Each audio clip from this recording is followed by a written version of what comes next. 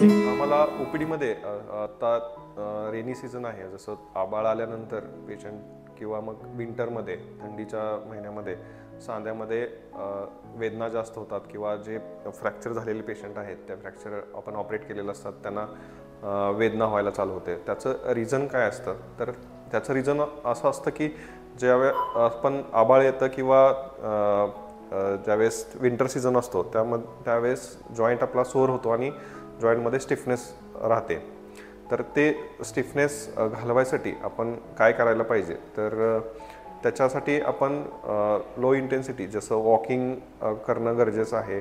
Walking केल्यानंतर थोडंसं movements आहेत आपण स्टॅटिक क्वाड्स म्हणतो, स्टॅटिक मूवमेंट्स जे आहेत, स्टॅटिक एक्सरसाइजेस आहेत, झोपून जे करायचे एक्सरसाइजेस ते करू शकतो. ज्या लोकांना बाहेर जाता येत नाही थंडीमध्ये तर त्या लोकांनी किंवा पावसामध्ये तर त्या लोकांनी घरामध्ये सायकलिंग वगैरे करणं गरजेचं आहे. त्याच्यानंतर जे स्टिफनेस घालवण्यासाठी जे आकडण आहे ते आकडण घालवण्यासाठी आपण हॉट वॉटर फोमटेशन करू शकतो.